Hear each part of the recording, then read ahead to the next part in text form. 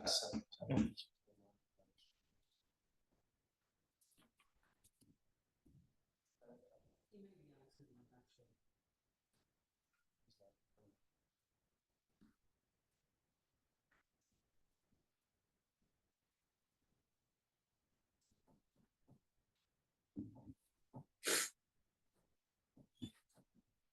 I've got the whole meal to yourself.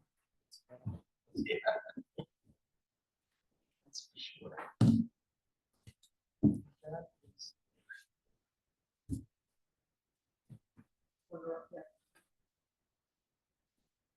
On the left is the. The general. You're welcome.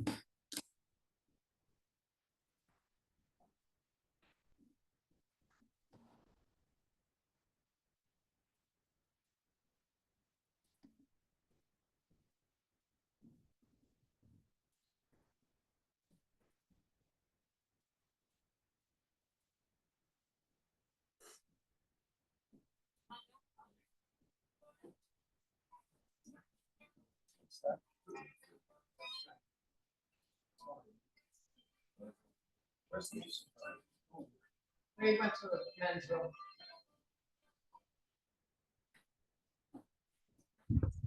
Hello, Laura, can you hear us?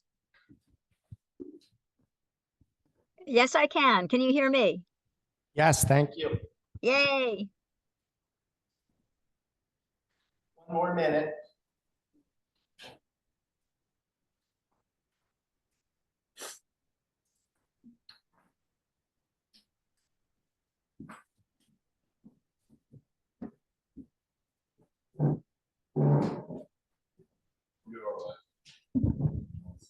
Okay, it's 7 o'clock. I'll call the August 20th Town Board Business Meeting to order. First order of business is pledge the flag.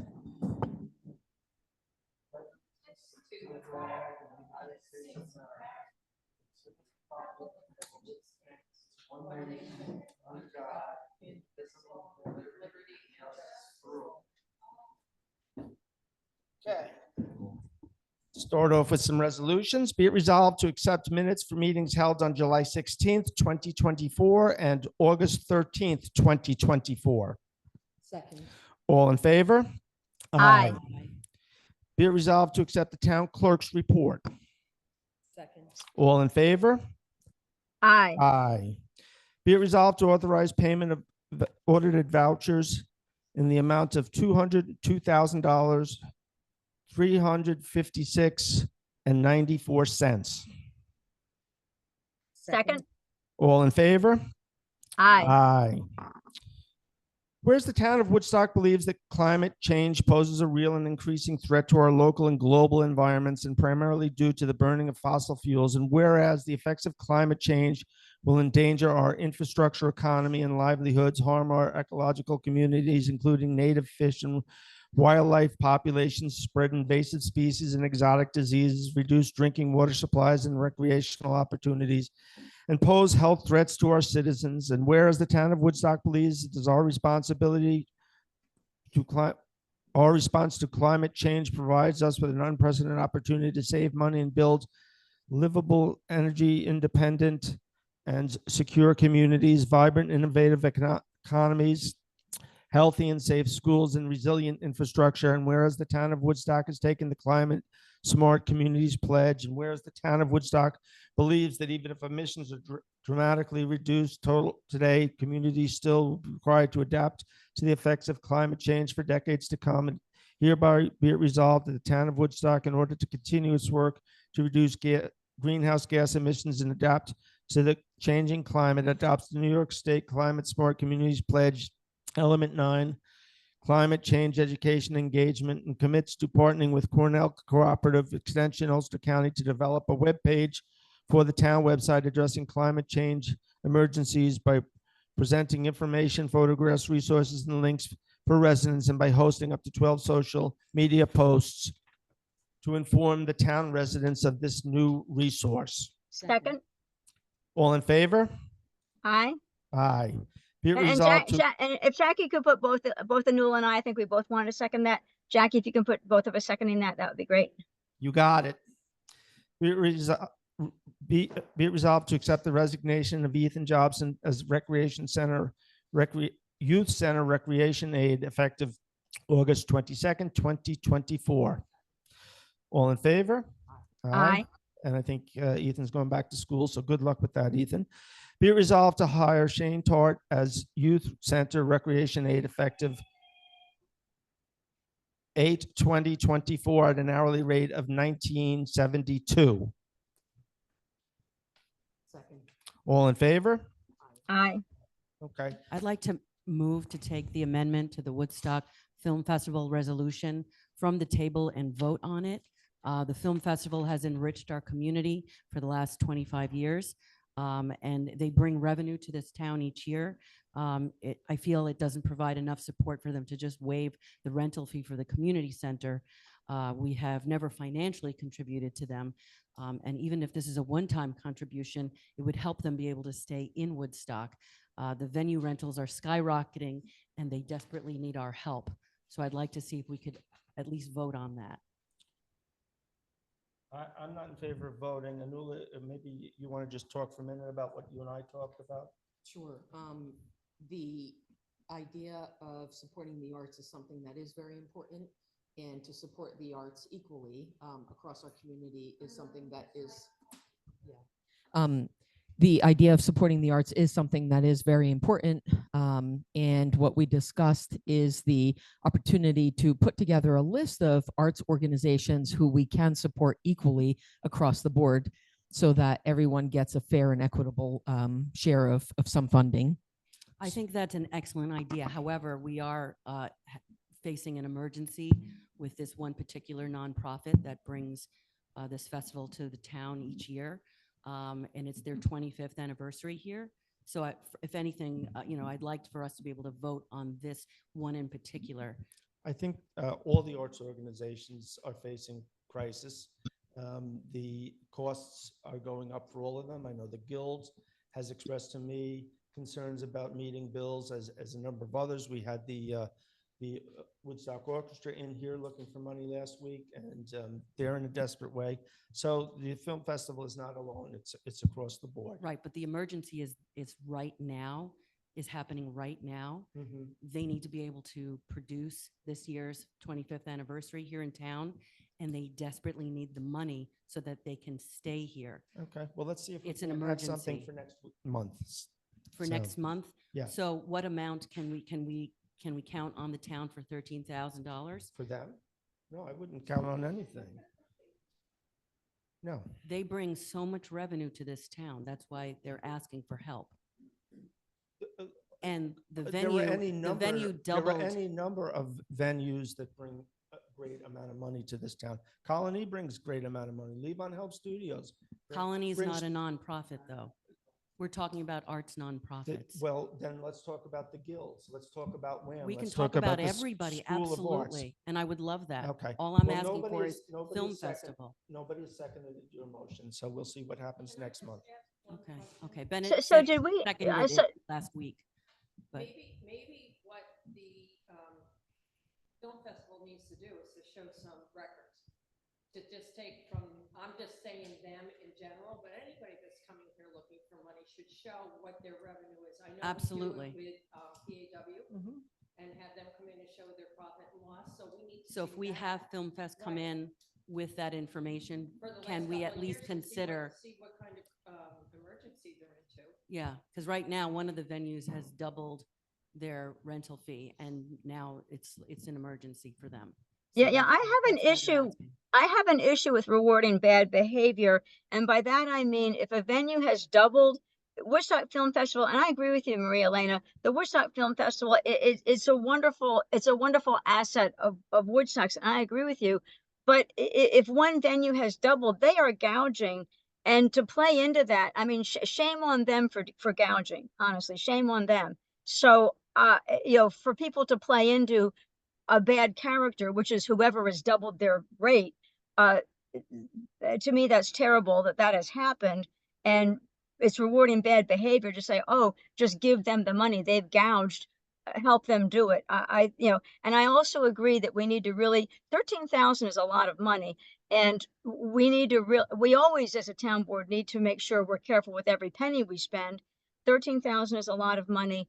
And I do fully agree. We need to be thinking through across the board to nonprofits, and all of the arts are extremely important to Woodstock, but we need to be careful about what we do. If they had come into asking for 1,000, it would have been one thing.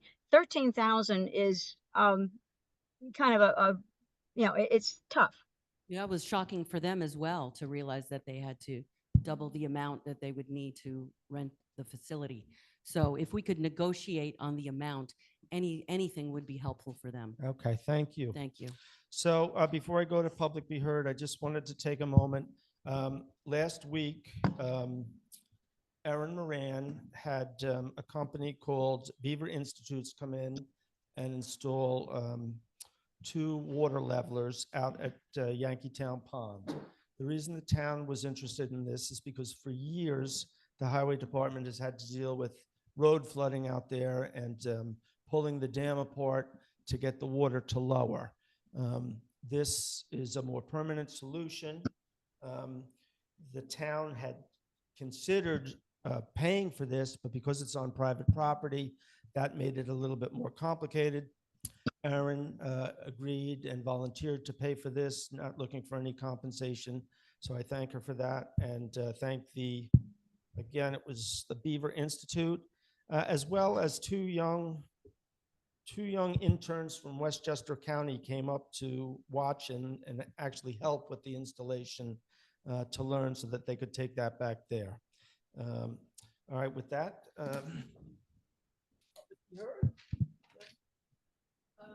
Let's see, Fanny Croissant. Fanny, come on up. Should we give, how much what? I think she paid for it. She paid for them, I don't know. I could find out and get back to you, Chris. Yes. So, And just to clarify one other point, I know there was talk, everybody said, oh, she got a grant for this. She did not get a grant for this. She paid for it out of pocket. There is an opportunity for her to get a grant through another not-for-profit that deals with beavers, but she has not put in for that yet. So. Yeah, I mean, it's been, it's. You can't touch them. yeah. She actually, well, legally you can trap them at certain times of the year. Only by a certified trapper, though. It has to be a licensed trapper, correct. And I know that one of the neighbors out there actually did trap a few of them. And I forget, this was 3 or 4 years ago, maybe. In no time at all, they were back. And somebody, one of the experts referred to it as a beaver nirvana. You take 10 out, 10 more are going to come back in. So, and the town, Erin has actually been working on obtaining this permit to do this for 7 years. And the town's been working on the problem a lot longer than that. So fingers crossed we don't get any more flooding out there on Ponds Road. So with that, Fanny? Okay, so I came especially for the issue of the Woodstock Film Festival.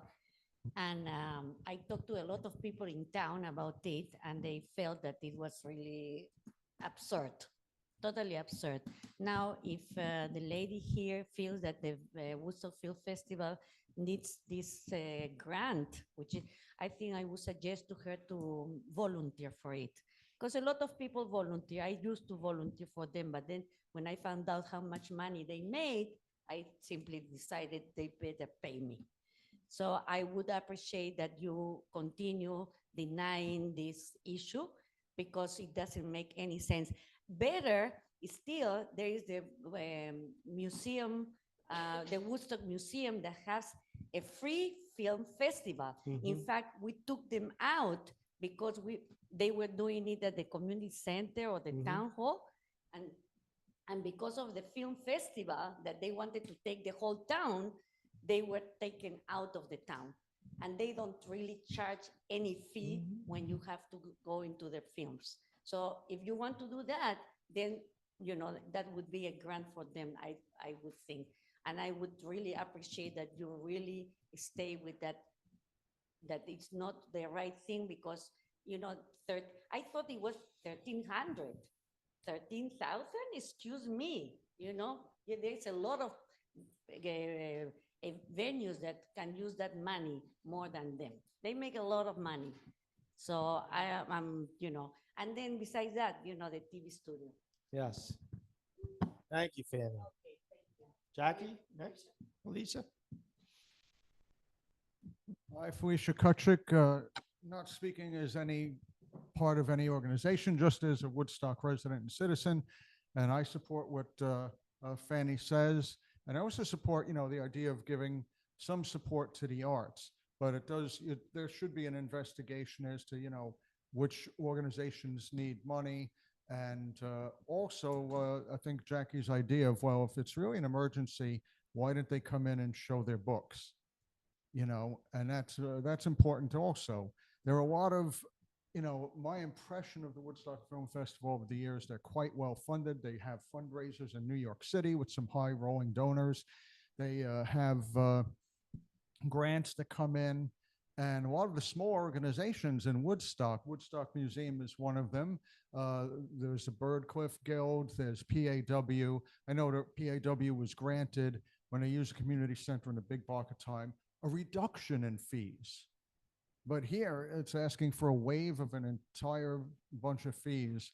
So I think that's unfair, and it would amount to like very special treatment.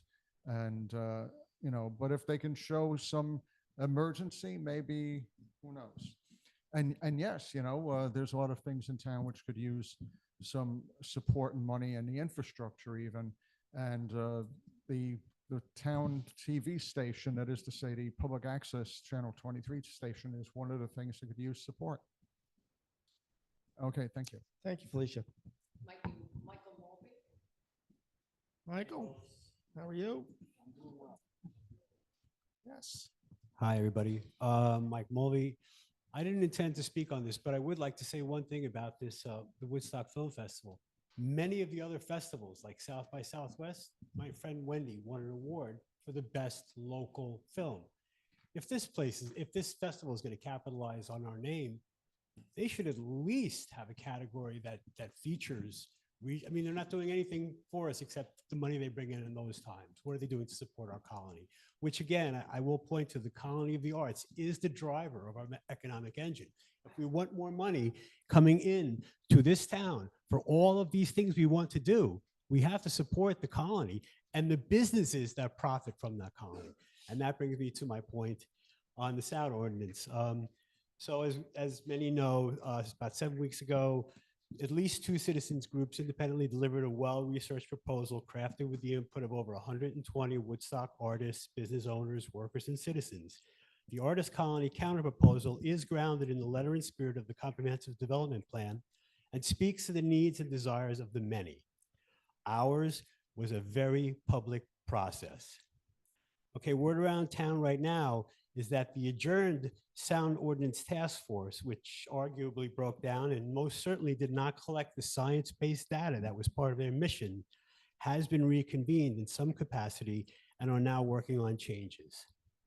So, to what's going on in town, compared to the other task force presentations and work that I've seen, like the Youth Center Task Force, it seems like the Sound Task Force has avoided any outreach on the issue. They also have not presented any kind of cohesive case on why or how they came up with their proposal, like these other working committees do. So imagine not being able to watch a Yankee game in silence, just doesn't cut it. Don't pick on the Yankees, Michael. Okay, no, I'm from the Bronx, all right? Okay. But I give you another 10 seconds for okay, that. so I'm just going to say that we need more transparency in this process, and kicking this back to the failed committee or the committee I don't think is a good idea. I think rather than convene the failed task force, I suggest the work moves to a committee which would be open which should open up the conversation to the public and then prevent these decisions from having the appearance of being made behind closed doors. It would help everybody. Thank you, Michael. You didn't even need the extra 10 seconds. I could keep going if you want. Anybody else? Okay, come on up. Okay, hold on. I'm going to start now. Hello, You're up. Journey, Blue Heaven, Radbowski. I'm just came here off the cuff. I didn't do my homework. I don't know the decibel levels. I don't know that. I'm here to discuss the sound ordinance. The only thing I know, word on the street, as it says, is that there's, correct me if I'm absolutely wrong, that there's no music after 9 at the station. Like, we're not allowed to do music on Saturday night. So Outside. outside. To me, that is astronomically ludicrous. As a musician, I come from the heritage lineage of musicians that privileged enough to be from the band, from the Alan Harris band, Rob Leon. I don't mean to name drop at all in that sense. However, everybody I knew, that's where I came from. Music was all night. I'm not asking to do it till 3 a.m. Let's get some reasonability here, because Apple has shut down most musicians' livelihood. In case anyone was looking at the digital world, at least we could be a beacon in reality and the physical aspect of musicians. I mean, can we play till, I feel like, Mommy, can I play till 12 o'clock, please? I don't think that's too much to ask. And we don't have to have like a loud, boisterous rock and roll. It can be seasoned musicians. And I could go on, but I would just like to speak to you guys and say, I'm paying you. attention. And thank you for Thank you. working for the musicians. Yes. Anybody else? Going once? Going twice? Okay, move to adjourn. All in favor?